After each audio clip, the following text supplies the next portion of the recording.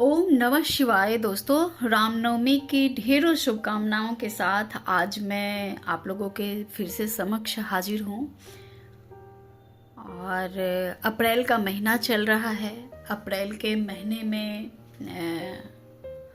जितने भी पिछले मार्च, फरवरी, जनवरी में जो भी आप लोगों ने अपने जीवन के पाथ पे जो भी चीज़ महसूस किया, जिस चीज़ से गुजरे, वो सारी चीज़ें, वो मन स्थिति जो है उन सभी मन स्थिति से आप सबसे ज़्यादा बेहतर भिज्ञ हैं, बहुत बेहतर जानते हैं। तो आध्यात्म के पाथ पे चलते हुए मन स्थिति जो है वो मन स्थिति के खेल को देखिए। ये इन अप्रैल के जो 5-6 दिन 7 दिन बीते हैं, 5-6 दिन जो बीते हैं, काफी भूत में जाकर काफी घसीटने का प्रयास हुआ होगा, प्रतिपल प्रति क्षण। पर आत्म शरीर और उसका मन सभी चालें समझ रहा होगा। जो पुराने साधक हैं, सभी कुछ आप सूक्ष्मता से अवलोकन कर रहे हैं और लगातार अपने गुरु से कई कई रूप में वार्ता चलती रहती होगी, यानी अपने अंतर मन से बात होती रहती होगी आप लोगों की, है ना। ये शरीर भी हमारा जो है वो भी उधार का ही है। और परमात्मा का कहना है कि लीला करो, तुम तो यहाँ मेरे पास हो, अपने रूप के साथ रोल निभाओ। मैं शांत होकर वापस लौटने के लिए अच्छे से रोल किरदार मैं निभा रही हूँ और शरीर छोड़ने तक निभाऊंगी। और आप लोग भी बतलाइए कि आप लोग कैसा लाइफ चाहते हैं और लाइफ के अनुभव क्या रहे हैं अभी तक आप लोगों के साथ। लाइफ के अनुभव इन द सेंस आध्यात्मिक बात पर चलते हुए आध्यात्मिक अनुभव के बारे में बात कर रही हूँ। पर यहाँ मैं अभी पूरी मानवता के विषय में सोच रही हूँ। अगर वो अपने मन, शरीर और आत्मा को यूं ही कई कई हिस्सों में छितराए, बिखरे टूटे अस्तित्व को बटोर कर अपने अंतस में स्थित नहीं हुआ, अपने आत्मा के उच्चतम अवस्था को प्राप्त करके परमात्मा से अपने मूल से जुड़ने का प्रयास नहीं किया, तो ये जीवन स्वतः समाप्त कर लेगा। क्योंकि आज इस युग, इस समय में कोई भी रिश्ता, कोई भी इंसान दूसरे इंसान को संभालने वाला तो दूर, उसे दूसरे को समझ वाली महक ही गायब हो गई है। जबकि इंसान रिश्ते की अहमियत और उसके भाव और भावना से ही बना है ना, ईश्वर की ही कृति है। जो 2023, 24, 25 तक अब समाप्त, 24 तक समाप्त हो गई हैं, लेकिन आगे परिवार टूट रहे हैं। ऐसे इस युग में आत्मबोधि की प्रवृत्ति वाला मनुष्य के अलावा शायद ही मानवता और मानवता के अस्तित्व बच सके। जिन्हें आत्मबोध हो गया हो, जो ईश्वर की शरण में हैं, जिन्हें ज्ञान की पिपासा है, वो जरूर रहेंगे। और जो ये सब चीजें नहीं जाना चाहते, नहीं समझ पा रहे हैं, वो सच में समझ नहीं पाएंगे कि अचानक से ये क्या हुआ, क्या हो रहा है। और उनका जो शरीर है, उनका मस्तिष्क है, वो स्वयं साथ छोड़ देगा उनका। तो आप सभी मित्रों से, जितने मेरे सब्सक्राइबर मित्र हैं, वो सभी से ये एक रिक्वेस्ट है और आप लोगों का ये आत्म लेसन्स का ये काम है कि आप लोग भी जागृत करने के लिए अब आप लोग, मुझे लगता है धीरे धीरे अंतर मन जो है आप लोगों का तैयार हो रहा है कि आप लोग भी जितना भी जागृति फैला सकें, अच्छे व्यवहार कर सकें उनके साथ भी जो आपके साथ बहुत बहुत बहुत गलत व्यवहार किया है। जिन्होंने अगर बहुत गलत व्यवहार किया है फिर भी आप उनसे अलग नहीं हो सकते हैं, फैमिली में हैं, तो बहुत नॉर्मल सब कुछ ईश्वर पर छोड़कर उनके साथ एकदम नॉर्मल हो जाइए। अगर वो दूर है या आपको डील करना पड़े तो कोई जाने की जरूरत नहीं, आप उन्हें बिल्कुल कोड से कट कीजिए। बिल्कुल संपर्क में मत आइए। लेकिन जो भी आपके अपने हैं, संपर्क में हैं, उन सभी से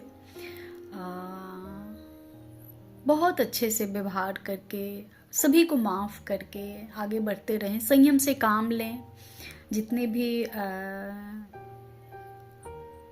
स्त्रीत्व वाली जो ऊर्जा होती है, अग्नि होती है, उनसे भी डील करना सीखे। पंचतत्व जो है, पंचतत्व क्या है? पंचतत्व हमारे शरीर में है, जिनसे हम बाहर के जितने पंचतत्व उन्हीं से बना हुआ हमारा बदन है, बॉडी है। तो बॉडी जो डीलिंग करती है ना, वो पंच तत्वों के माध्यम से करती है। भावना में बह जाना, हवा के झोंके की तरह, उस और बहती नदी की तरह चलती जाना, जो आपको सम्मोहित कर दे, है ना।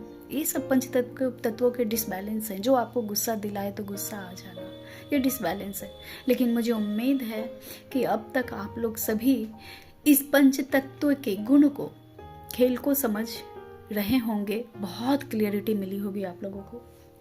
मुझे उम्मीद है कि अगर ऐसा होता है, अगर मेरी वीडियोस आप लोगों को समझ में आती हैं, पसंद आती हैं, तो आप लोग कमेंट कर सकते हैं। आप लोग सुनते हैं, लेकिन कमेंट न आने की वजह से मुझे पता नहीं चलता कि मैं कौन से प्रश्न का जवाब दूं, उत्तर दूं।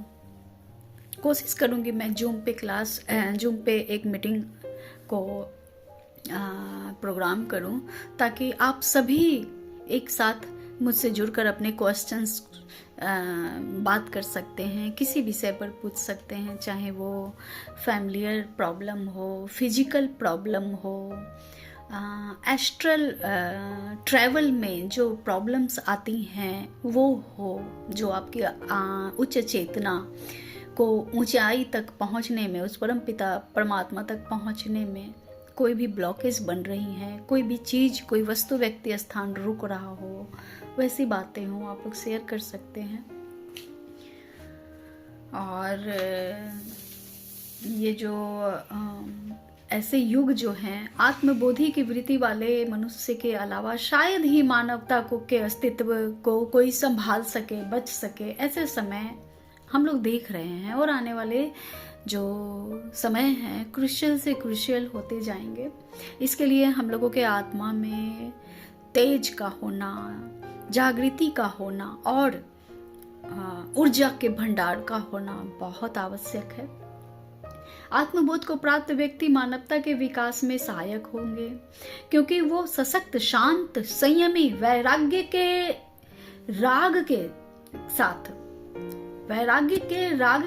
राग से अलंकृत ईश्वरीय कार्य को करने वाले जीव और जीवन को पोषण देने वाले होंगे। प्रकृति को पुनः संभालने वाले और अपने तेज की शक्ति से जीव को पुनः धरती पर जीवन की उत्पत्ति और संसार के निर्माण में सहायक होंगे। यही प्रकृति चाह रही है। इंसान अपनी प्रकृति त्यागे, मेरी प्रकृति के साथ चले तो मानवता फिर से विस्तार और सुसज्जित अवश्य होंगी। तो ये कुछ वार्ता थी मेरी आप लोगों से। और इसी क्रम में मैं जो कश्मीरी शैव दर्शन है उनके बारे में आज मैंने पहला वीडियो मेरा ये है। तो आइए समझते हैं कि कश्मीरी शैव दर्शन, जिसके बारे में मैंने पिछले वीडियो में भी आप लोगों से कन्वर्सेशन किया था कि ये किस बारे में है, किस चीज़ को समझाता है। शिव चूँकि वो आदि गुरु हैं, शक्ति के भी गुरु हैं, जो शक्ति 10 महाविद्याएं हैं उनके भी वो गुरु हैं। तो शक्ति कैसे कार्य करती हैं, शिव का क्या कार्य है, गुरु हमें क्या बताना चाहते हैं। गुरु ही ज्ञान है, गुरु माता पिता हैं। तो गुरु में स्त्रीत्व और पुरुषत्व और पूरे संसार, कितने ब्रह्मांड, सभी के ज्ञान के स्रोत गुरु हैं हमारे। तो मेरे गुरु शिव हैं। मैं उन्हें बारंबार अपने हृदय में स्थापित करती हूँ और उन्हें प्रणाम करती हूँ। इसी के साथ शुरू करते हैं ये कश्मीरी शैविज्म का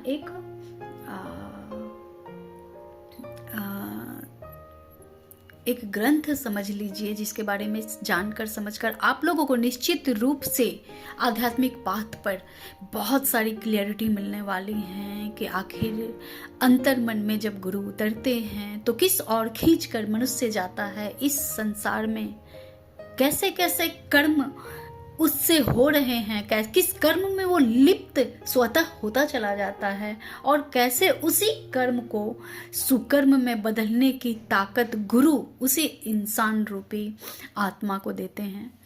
तो चलिए चलते हैं, शुरू करते हैं। ओम नमः शिवाय। उपनिषदों में 2 प्रकार की विद्या का निरूपण मिलता है, अपरा विद्या और परा विद्या। अपरा विद्या के अंतर्गत संसार के सभी ज्ञान विज्ञान आ जाते हैं, किंतु इस परा से मात्र प्रेयस की सिद्धि होती है। श्रेयस की सिद्धि इससे नहीं होती। प्रेयस अर्थात आप प्रिय बन जाते हैं, लेकिन श्रेयस श्री से जो अलंकृत होते हैं वैसी सिद्धि नहीं मिलती। प्रेम मिलता है लेकिन यश अछूता रह जाता है। श्रेयस की सिद्धि परा विद्या से होती है ना। यह परा विद्या ही वेदांत है, यह ब्रह्म विद्या है, आत्म विद्या है, यह आत्म विद्या है, अध्यात्म विद्या है। अपरा विद्या के अंतर्गत आने वाले समस्त शास्त्र ज्ञान विज्ञान अविद्या जन्य है। अपरा विद्या जितने भी हैं जो इस संसार में जो भी हैं, जो मूल रूप से उपस्थित हैं, जैसे बुक्स में, ग्रंथों में, चीजों में, सभी चीजों में, तो ये मात्र परा विद्या ही विद्या है। बाकी शेष जो सब कुछ अविद्या है। ब्रह्मविद के लिए कुछ भी ज्ञातव्य शेष नहीं रहता, अर्थात कुछ भी जानना शेष नहीं रहता। जो ब्रह्मविद हैं, जो ब्रह्म को जो जिन्होंने जान लिया है, भगवत गीता में श्री कृष्ण का उद्घोष भी है कि ज्ञानम तेहम सविज्ञानम मिदम वच्छमाम्ये शेषतः यज्ञात्वा ने भूयो नन्याज्ञात वव्यमव्य शिष्यते। वेदांत के अनन्याय विद्याएं हैं। इन विद्याओं में दार्शनिक चिंतन की परम निष्पत्ति शांकर वेदांत में हुई है। शांकर वेदांत तत्पदार्थ शोधन विधि के द्वारा समस्त वस्तु जगत का अधिष्ठान एवं उस एक और निरपेक्ष ब्रह्म में करता है। अतः अंततः तत् एवं त्वम को अयम आत्मा ब्रह्म के माध्यम से विषयता अथवा इदंता का, विषयता अथवा अहंता के भेद को दूर कर एक मां द्वितीयम सच्चिदानंद ब्रह्म का साक्षात्कार करता है।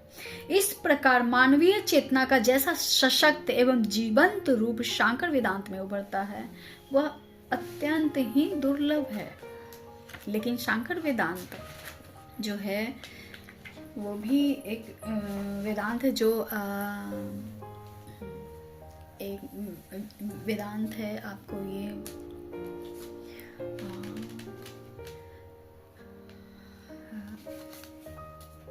क्या कहते हैं, माफ कीजिएगा, अद्वैत दर्शन जो है वो भी, उसमें जो आदिगुरु शंकराचार्य बोलते हैं, जो शंकराचार्य जिन्होंने जिस ज्ञान को लिखा है, जिस ज्ञान को वाचन करते हैं, तो वो भी जो है वो ब्रह्म ज्ञान है और वो वेदांत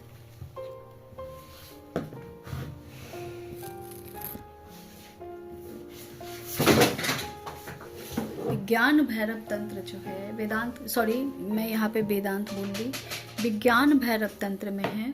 विज्ञान भैरव तंत्र जो है, तंत्र यानी ये तंत्र के साथ, शरीर के साथ तंत्र, जितने शरीर को लेकर जितने किए जाते हैं उपयोग प्रयोग, उसे वो तंत्र के प्रयोग में आते हैं। तो ये जो विज्ञान भैरव तंत्र है, उन्हीं के ज्ञान को ये कश्मीरी शैव दर्शन बहुत सुंदर तरीके से ये लिखित है, समझाता है।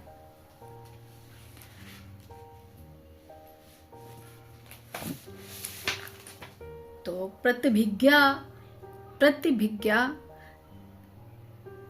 जैसे क्रिया कश्मीर शैव दर्शन का मूल सिद्धांत है, वैसे प्रतिभिज्ञा इस दर्शन की मूल समस्या या मूल लक्ष्य या मूल उपादेय है। प्रतिभिज्ञा मतलब स्वयं के प्रति भिज्ञ होना, है ना। जैसे अहम ब्रह्मास्मि, मैं ही ब्रह्म हूं, ये कैसे जान गए हम, कैसे जानते हैं वो ब्रह्मविद जो हैं, वो कैसे जानते हैं कि अहम ब्रह्मास्मि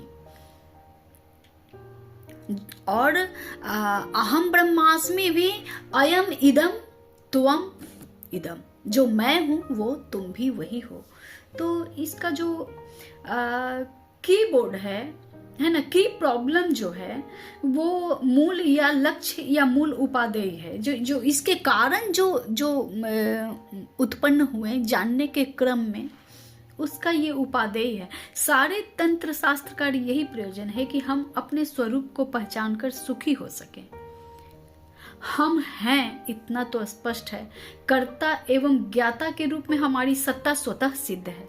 सभी ज्ञान एवं क्रिया के आधार रूप में हम पहले से ही हैं, इसलिए हम आदि सिद्ध हैं। किंतु हम नहीं जानते कि हम वास्तव में कौन हैं।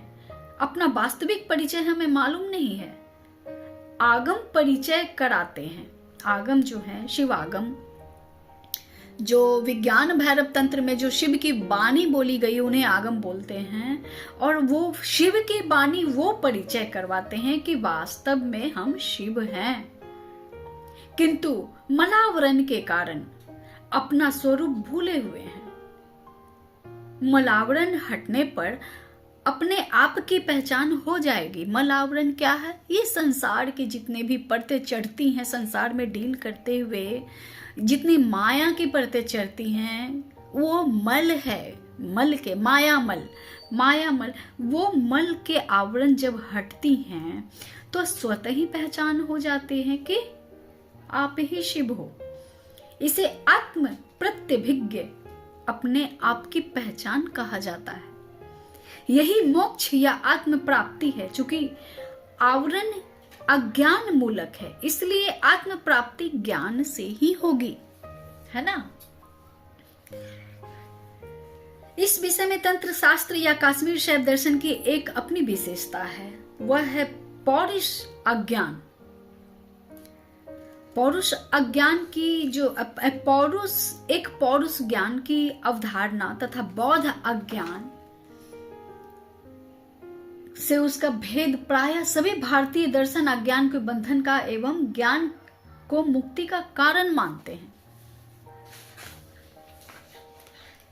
अर्थात तंत्र शास्त्र या कश्मीर शैव दर्शन की एक अपनी विशेषता है, वह है पौरुष अज्ञान की अवधारणा तथा बौद्ध अज्ञान एवं बौद्ध ज्ञान से उसका भेद है ना। यहीं पे बौद्धिज्म के जो ज्ञान है और बौद्धिज्म के जो अज्ञान है, उनसे उनका भेद है, से उसका भेद प्रायः सभी भारतीय दर्शन जो हैं अज्ञान को बंधन का कारण एवं ज्ञान को मुक्ति का कारण मानते हैं।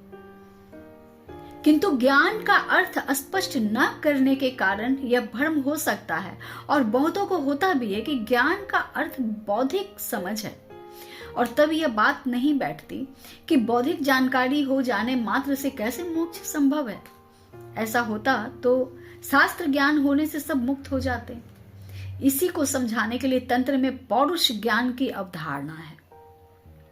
ज्ञान केवल बौद्धिक नहीं है। बौद्धिक ज्ञान से तो केवल बौद्धिक अज्ञान दूर होगा, किंतु जो अज्ञान हमें स्वरूप प्राप्ति से विमुख किए हुए है वो बौद्धिक अज्ञान नहीं है, वरन आध्यात्मिक मल है जो समूचे व्यक्ति को पकड़े हुए है, इसलिए उसे पौरुष अज्ञान कहते हैं। वास्तविक साधना से ही आध्यात्मिक मल दूर होता है। वास्तविक साधना द्वारा हमारी चेतना में परिवर्तन होकर जो आध्यात्मिक प्रकाश आ गया है वह पौरुष ज्ञान है, और उसी से समस्या पौरुष अज्ञान की है।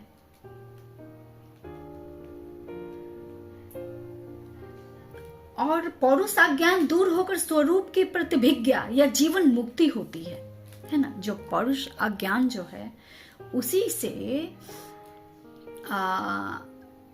प्रतिभिज्ञा, स्वयं को जानना, स्वयं के प्रति भिज्ञ हो जाना, जानना, और जीवन मुक्ति यानी मोक्ष मिल जाना होती है। अतः वास्तविक में समस्या पौरुष अज्ञान की है। तंत्र शास्त्र में किया गया बौद्ध एवं पौरुष का यह भेद बहुत ही महत्वपूर्ण समझ प्रदान करता है। जीवन मुक्ति की क्या विशेषताएं है, शिव की जो भावना है, ये आगम के रूप में कश्मीरी शैव दर्शन जो है वो बहुत अच्छे से एक बहुत अच्छा टूल है, बहुत अच्छा एक माध्यम है मनुष्यों के आध्यात्मिक मल जो होते हैं उनको साफ करने के, पौरुष अज्ञान को साफ करने के। तो हम आशा करते हैं कि हमें बहुत स्पष्टता मिलने वाली है इस प्रतिभिज्ञा हृदयम से। कश्मीरी शैव दर्शन के जो मूल सिद्धांत हैं, प्रतिभिज्ञा हृदयम जो शिवागम है, यहाँ पे पार्वती शिष्या है और शिव गुरु हैं, ये बतलाते हैं मूल कारण।